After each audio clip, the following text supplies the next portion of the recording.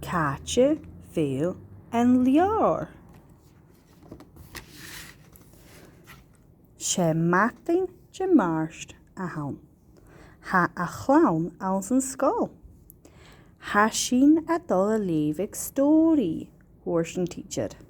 Ha sin ma, hoorst a chlawn.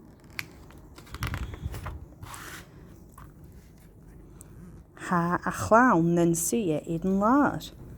A bheil sib déisial, hoorst een teacher. Càite bheil an leabhar acin. En je sinne?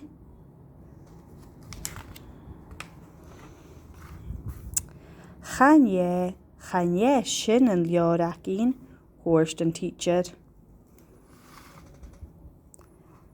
En je sinne?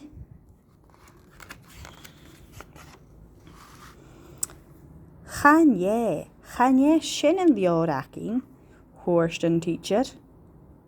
Chunnig níon week an leabhar is sér een teacher. En je sinne? His an teacher. Ban leabhar sér een teacher. Rain a chlawn gada.